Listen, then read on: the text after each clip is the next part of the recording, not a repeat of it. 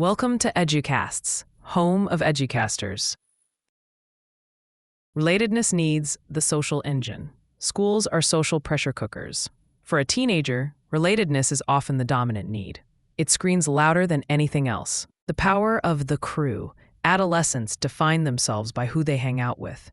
If a student feels isolated or bullied, their relatedness needs are screaming.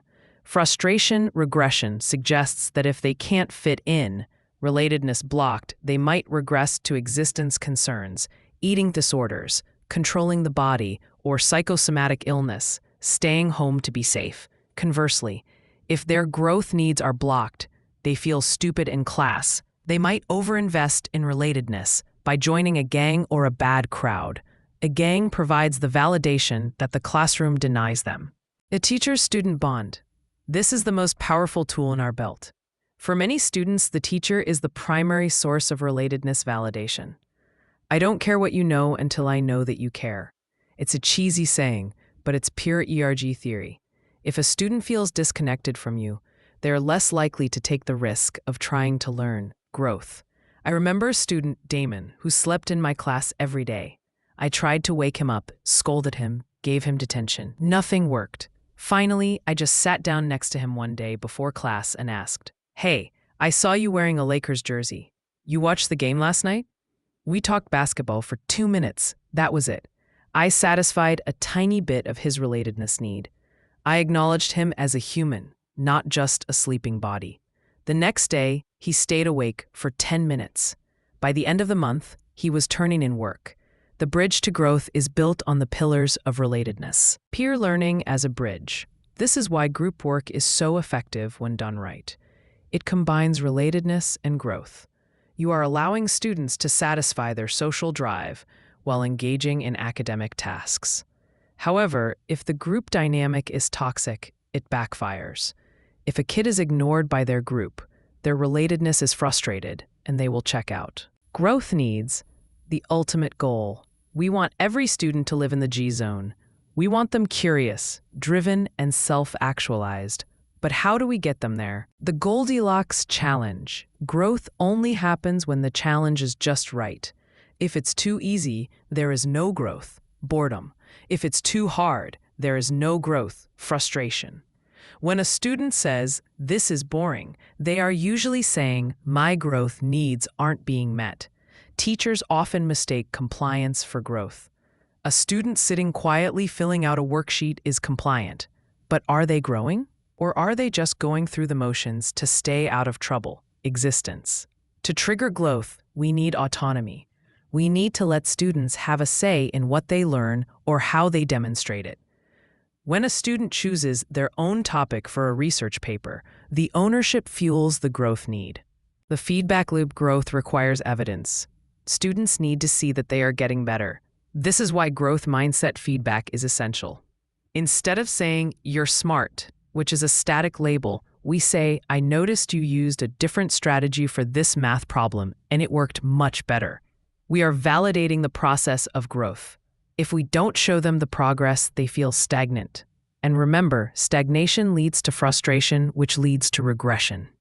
ERG for the staff, preventing burnout. Now let's turn the lens on the adults in the building. Teacher burnout is at an all-time high in America. Why? Because the system is systematically frustrating our needs. Existence frustration. Teacher pay is a chronic issue. When teachers have to drive Uber on the weekends to pay rent, their existence needs are threatened. It is physically exhausting. You cannot expect a teacher to be an innovative superstar, growth, when they are worried about making their mortgage payment. Relatedness frustration. Teaching is weirdly isolating. You are surrounded by people all day, but they are children. You can go days without having a meaningful conversation with another adult. If the staff culture is toxic, if there is gossip, cliques, or an adversarial relationship with administration, teachers regress. They stop sharing lesson plans. They stop volunteering for committees. They close their doors and just try to survive. Principles. You need to build relatedness. This doesn't mean forced team building exercises where everyone does a trust fall. It means creating time for teachers to just talk to each other. It means trusting them. It means creating a culture where it's okay to say, "I had a really bad day," without fear of judgment. Growth frustration. This is the silent killer of great teachers. The ceiling in education is very low.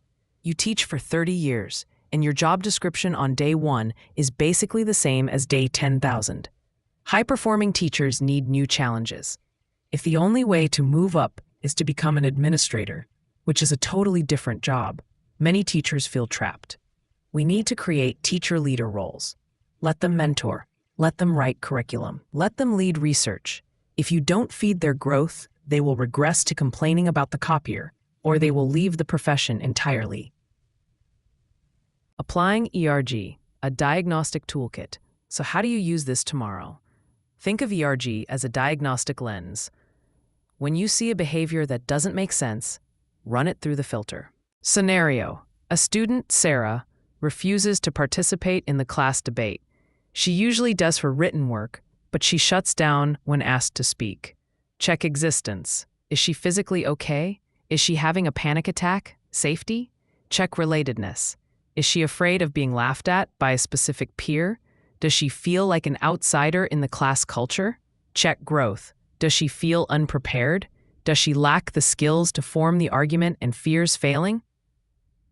If you diagnose it as a relatedness issue, she's afraid of looking uncool. You solve it differently than if it's a growth issue. She doesn't understand the topic.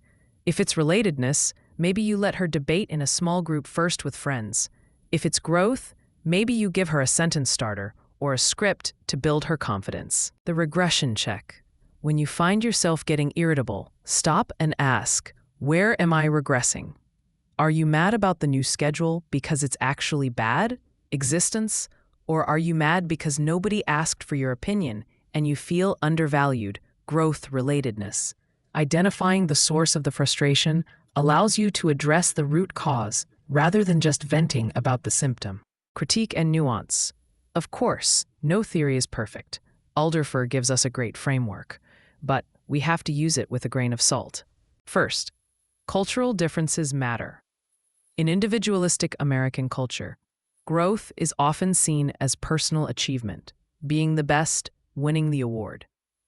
In collectivist cultures, growth might mean contributing to the community or bringing honor to the family. Relatedness might be the highest goal, not a stepping stone to self-actualization. We have to be careful not to impose a Western view of success on every student.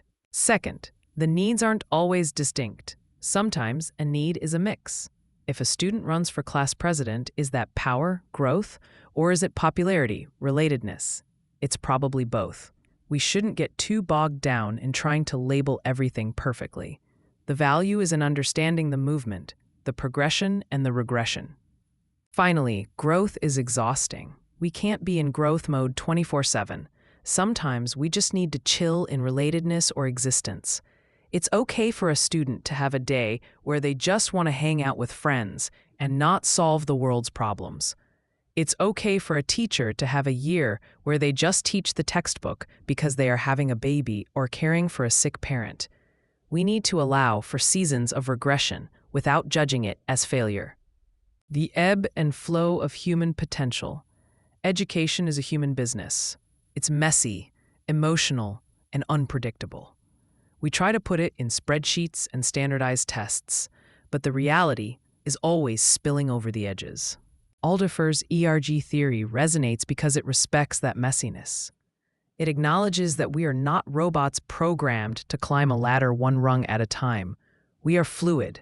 We move up and down based on our environment, our stress levels, and our opportunities. For the educator, ERG is a call to empathy. It teaches us that the bad behavior we see, the acting out, the complaining, the withdrawal, is rarely malicious. It is a symptom of a blocked need. It is a signal flare going up from a student or a colleague who is stuck.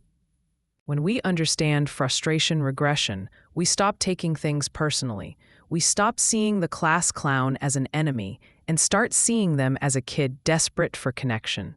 We stop seeing the complaining teacher as a nuisance and start seeing them as a professional desperate for purpose. Our job, then, is to be the unblockers.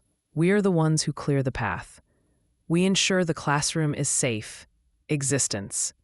We ensure the community is kind, relatedness, and we ensure the work is meaningful, growth. If we can tend to these three roots, if we can water the existence, nurture the relatedness, and prune the growth, we create an ecosystem where learning doesn't just happen, it thrives. We create schools where people don't just survive the school year, they actually grow through it. And isn't that the whole point?